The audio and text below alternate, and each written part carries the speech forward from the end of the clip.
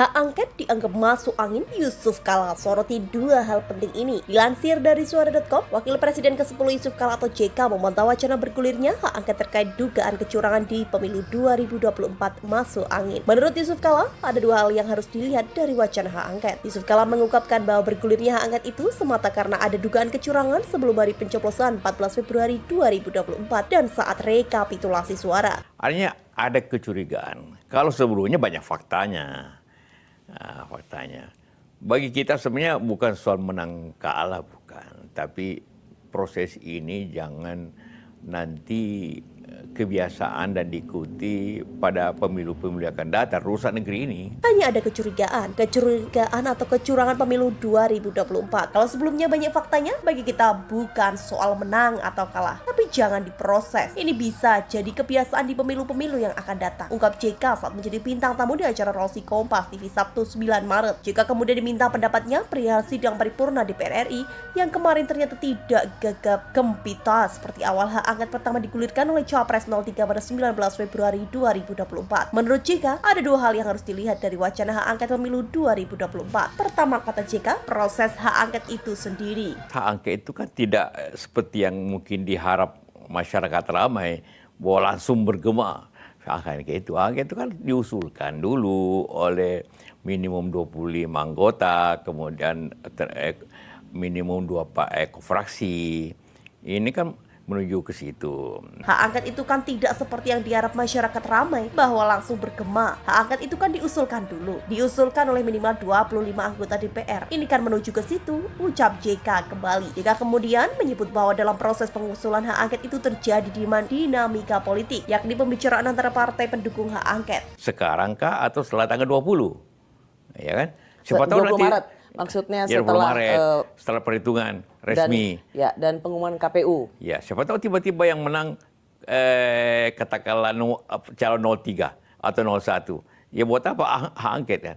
Sekarang kah? Atau setelah tanggal 20? Siapa tahu tiba-tiba yang menang katakanlah calon 03 atau 01. Jadi buat apa hak angket kan? Sambung JK kembali. Rosiana Silalahi lantas menyoroti hal itu karena timbul kecurigaan bagi pendukung 02 bahwa hak angket digulirkan bagi paslon yang tidak siap kalah. Saya kira semua calon itu harus siap menang, siap kalah. Tidak mungkin tiga-tiganya menang kan?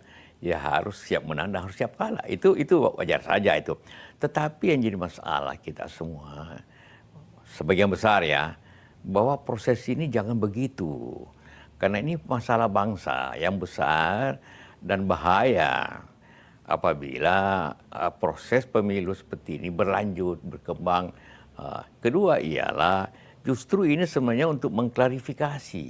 Jadi menurut saya hak angket itu baik untuk ketiga-tiganya. Baik untuk nomor 1, baik untuk nomor 2, 3. Supaya kalau nomor 2 menang, dia ada klarifikasi bahwa dia menang tanpa masalah. Tanpa menyisakan masalah. Terhormat. Jadi nanti dukungan masyarakat penuh. Kalau tidak, ini kalau berlanjut demo ke demo, kapan akhirnya nanti?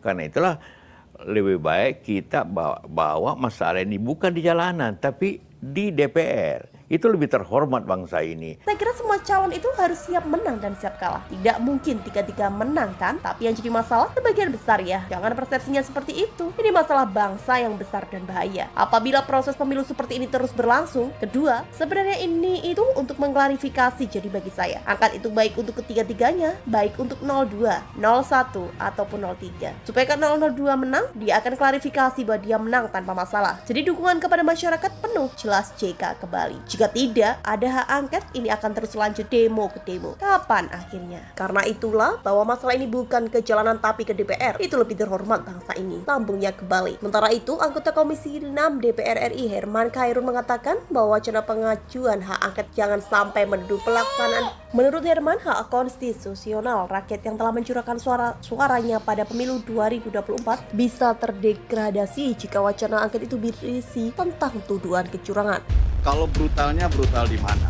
kalau pemilu brutal. Brutalnya di mana? Kata Irman saat menyampaikan aspirasi pada rakyat paripurna DPR di Komplek Parlemen Jakarta Selasa, dikutip dari Antara. Irman pun mengajak seluruh pihak memperjelas terlebih dahulu duduk permasalahan apabila ingin mengajukan hak angket. Menurut ia, wacana hak angket perlu didalami kembali supaya tidak ada informasi yang biasa di masyarakat. Setelah itu, isi dari hak angket perlu dibahas secara bersama-sama. Tidak perlu membangun wacana-wacana kecurangan dan sebagainya, kata legislator dari fraksi Partai Demokrat itu. Irman menambahkan, DPR memiliki tugas untuk mengawal hingga mengawasi pelaksanaan pemilu sampai batas waktu yang ditetapkan. Selebihnya, tugas konstitusional bisa dilakukan jika ada hal-hal lain yang ditemukan pada pemilu. Jangan sampai publik betul-betul tidak mendapatkan informasi yang sebenar-benarnya. Ini penting karena DPR merupakan bagian pengambil keputusan dalam pelaksanaan pemilu, katanya kembali.